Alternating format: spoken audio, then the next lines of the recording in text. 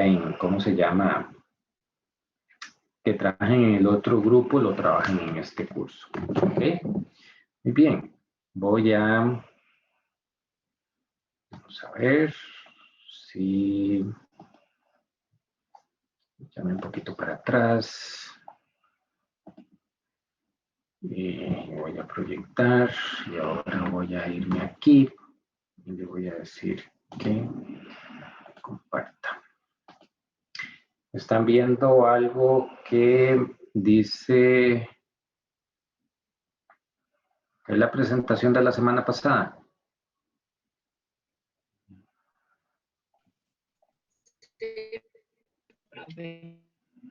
Sí. Bien. Espero haber escuchado un sí por ahí. Ya todo esto lo habíamos pasado, ¿verdad? ¿Ustedes me escuchan bien? Sí, profe. Sí, profe. Ok. Si en algún momento no me escuchan bien, por favor, hablan o me escriben o hacen algo. Yo cambié la red para ver si no tengo ningún inconveniente, pero hay veces surge algún inconveniente. Voy rápidamente porque esto ya lo habíamos visto la semana pasada. Y entonces me eché unas cuantas filminas para atrás, nada más para repasar y como tomar impulso, para ir calentando, ¿verdad? Dijimos que en la evaluación de proyectos podríamos tener una evaluación privada, que es el objetivo de este curso, ¿verdad? La evaluación privada, la evaluación financiera, ¿verdad? Y que la evaluación privada lo que busca es que los proyectos crean valor, ¿verdad? Y aumenten el patrimonio. ¿Qué fue lo que dijimos la semana pasada? Que el primer filtro para aprobar un proyecto es que esté en línea con la estrategia, ¿verdad? Y el segundo filtro es que el BAN sea mayor que cero, es decir, que crea valor, que aumente el patrimonio. Pusimos algunos ejemplos de algunos proyectos que podrían no necesariamente generarme riqueza, pero que legalmente tenía que construirlo, ¿verdad? Por ejemplo, una planta de tratamiento de agua, eventualmente yo voy a tener que hacer una inversión inicial en la planta de tratamiento y voy a, pero eh, voy a tener costos y voy a tener gastos, ¿verdad? Eh, y, y la planta de tratamiento no me va a generar mayor ingreso que la satisfacción de tratar el agua, ¿verdad? Y tal vez en términos sociales eso implique que sí sea muy rentable, pero puede ser una exigencia a la comunidad, que no, yo no puedo devolver agua contaminada a la comunidad, entonces tengo que hacerlo, punto, ¿verdad? Pero bueno, también hablamos de la evaluación pública, la evaluación social, ¿verdad? Que son los proyectos que aumenten el bienestar social. Pusimos el ejemplo de una escuela que se construía, que se pagaban maestros y que eso no generaba ningún ingreso porque los estudiantes de las escuelas públicas no pagan, ¿verdad? Pues pagamos todos los ciudadanos por la educación, digo, pagamos impuestos y de los impuestos salen para pagar la inversión del Ministerio de Educación Pública, de los maestros y de todo, pero como tal no genera ningún ingreso. Pero que en el largo plazo ese ingreso, esa mejor educación va a hacer que las personas tengan un mejor ingreso y ese mejor ingreso se va a traducir en mayor pago de impuestos de las personas, entonces se vuelve algo deseable a un largo plazo. ¿Verdad? Hablamos que en la evaluación social se hablaba de precios sombra o precios sociales y que los precios sombra se construyen a partir de los precios privados, que son los precios de la calle, se le aplica un factor de corrección y se construye esos precios sombra o precios sociales, ¿verdad? Y entonces pues tenemos beneficios directos, y dijimos que es la creación de empleo para el proyecto, dijimos que cuando APM construyó, dio empleo directo a las personas que trabajan ahí. que crea beneficios también o efectos indirectos, ¿verdad? Que es que alrededor de APM empezaron a surgir sodas para que la gente comiera y hoteles para que la gente durmiera. Entonces, alrededor hay unos efectos indirectos. Hay otros que son intangibles, ¿verdad? Como por ejemplo, alrededor de Moín, antes era una zona, pues, digamos, no tan desarrollada, pero ahora como más gente, como hay más comercio, como hay más actividad, entonces no solo crecieron los lugares para comer y los lugares para dormir, sino que la gente se empezó a mudar ahí cerca, entonces crean una escuela y la educación, antes había muy pocas posibilidades de educación ahí cerquitica, pero ahora ya pusieron escuela, pusieron colegio, tal vez pusieron otro tipo de cosas que son una educación intangible que va a traer beneficios a largo plazo. Sí, algunas externalidades, ¿verdad? Que son efectos positivos o negativos que van más allá de lo que la empresa puede generar y es, como les decía, Moín ya no es un pueblito. Yo conocí Moín en 1992 cuando me fui a trabajar a Limón, a Recope ya, y era donde está ahora PM, era menos que un pueblito, ¿verdad? Era algo muy sencillito, ¿verdad? Pero de ahí no, hay un aumento en la riqueza en, en, en, a partir de que llegó esta empresa holandesa grande, ¿verdad? Y que es una externalidad positiva. Probablemente también haya externalidades negativas, ¿verdad? Posiblemente podría ser que como llega mucha gente desconocida, eh, o hay mucho comercio, hay mucho furgón, hay muchas cosas, entonces lleguen ciertas personas no deseables, ¿verdad? Buscando lo ajeno o buscando una oportunidad con los camiones o con los camioneros y eso genera una externalidad negativa, ¿verdad? O cuando hay filas para cargar en APM, ¿verdad? Y entonces como los furgones tienen que estar prendidos para que los que están refrigerados mantengan bien la refrigeración, pues habrá contaminación sónica y habrá contaminación de humo, ¿verdad? Entonces, pues esos también son externalidades negativas, ¿ok? Hablamos, como les decía, que los precios privados se convierten en precios sociales usando factores de corrección. Y esos factores de corrección, yo les decía que los calcula el Ministerio de Planificación. Les voy a poner un ejemplo. El tipo de cambio hoy puede andar alrededor de 616 colones. Eso es un precio privado. Si yo voy a comprar un dólar hoy al banco en la ventanilla, me va a costar 616 colones. ¿Ok?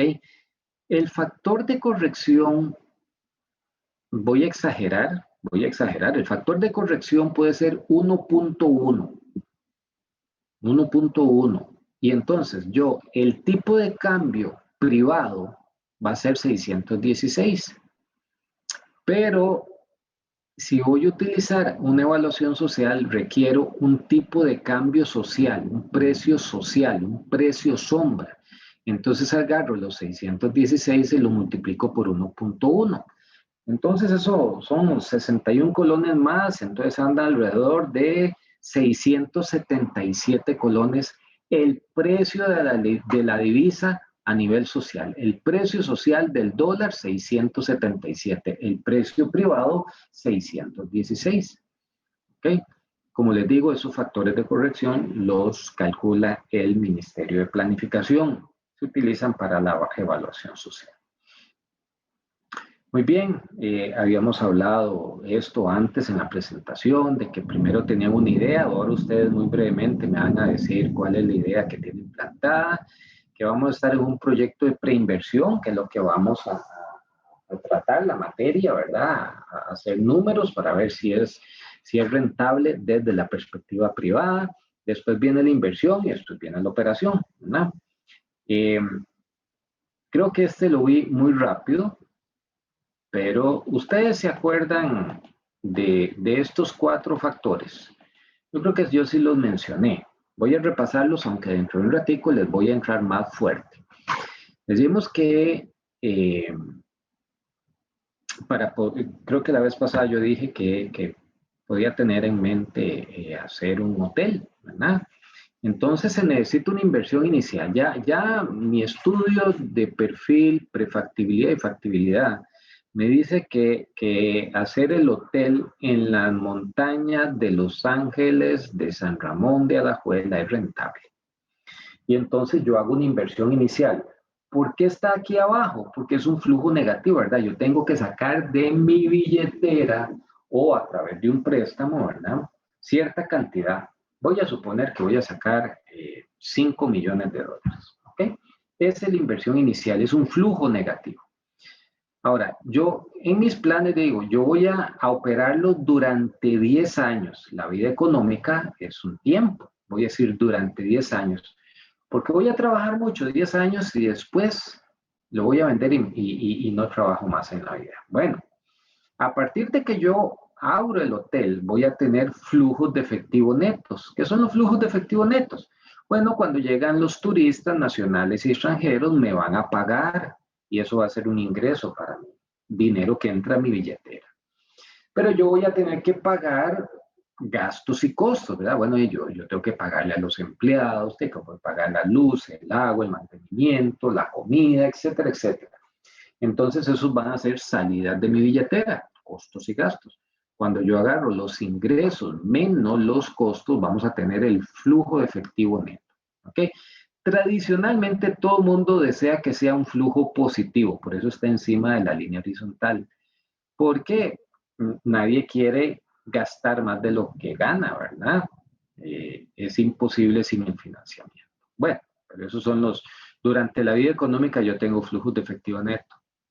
Al final, en el año 10, que dije 10 años, yo voy a tener un valor residual. ¿Qué es el valor residual? Lo que yo recibo por salir del proyecto. Yo dije que ha ido a invertir 5 millones de dólares, iba a trabajar por 10 años y al año 10 iba a vender el proyecto y digamos que lo voy a vender que ha sido un hotel muy exitoso y lo voy a vender en 8 millones de dólares. Bueno, es un flujo positivo, ¿verdad? Este esquema es el que siempre vamos a utilizar. Inversión inicial, vida económica, flujos de efectivo netos y valor residual. Y finalmente, pues esto lo habíamos puesto al principio, ¿verdad? La formulación y evaluación de proyectos consiste en recopilar, crear y analizar, entonces formular de manera sistemática un conjunto de antecedentes económicos y estratégicos que permitan juzgar cualitativa y cuantitativamente las ventajas y desventajas de asignar recursos a una determinada iniciativa. Y este juzgamiento cualitativo y cuantitativo es la evaluación, ¿verdad? Yo construyo la información y después la evalúo. Y un proyecto de inversión lo vamos a definir como la búsqueda de una solución inteligente al planteamiento de un problema que tiende a resolver, entre tantos, una necesidad humana. ¿Cuál es la necesidad humana? Es el problema económico, que tengo recursos limitados para necesidades ilimitadas. Entonces, pues dentro de una empresa, la necesidad es de comprar camiones para vender más pan o alquilar un local para poner los hornos y vender más pan o construir un local para poner los hornos y vender más pan, ¿verdad? O sea, las necesidades de expansión de mercado. ¿Okay? Entonces, yo ando buscando resolver ese problema. Muy bien. Eh, Espero que me estén oyendo y lo que quiero preguntar es si hay alguna duda o algún comentario hasta aquí.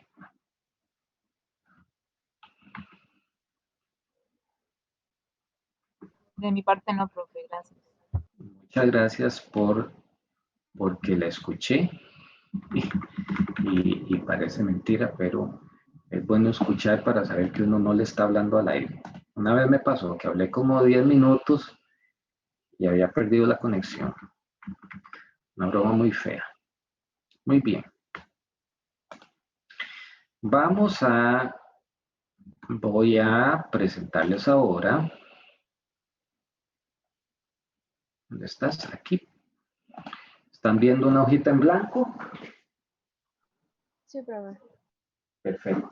Esto es pequeñito. Esto es pequeñito porque usted está en el capítulo 2 del libro que les enseñé y ustedes tienen que hacer una tarea con base en esto. Entonces, vamos a pasar más o menos rápido, pero lo voy a explicar. Bueno, recuerden que dijimos, y yo recalco y recalco, lo primero es si el proyecto que yo voy a desarrollar está en línea con mi plan estratégico. ¿Ok? Y recuerden que para construir el plan estratégico, una de las cosas importantes, relevantes, es saber dónde estoy. ¿Ok? Porque depende de dónde estoy y a dónde quiero llegar, pues ahí empiezo a tomar las decisiones más inteligentes para ser eficiente. Recuerde que eficaz es lograr las metas, lograr los objetivos, y eficiente es lograrlos al menor costo posible. Entonces, dicen los familiares Zapat que tenemos 5 ejes de diagnóstico, que debemos de verlo de lo macro a lo micro, es decir, un análisis deductivo, de lo más grande a lo más pequeño, ¿verdad? Y entonces debemos entender dónde estamos en el contexto internacional, ¿verdad? Y entonces yo podría, en la idea mía del hotel, yo debería de estar pensando en el contexto internacional, cómo está el turismo a nivel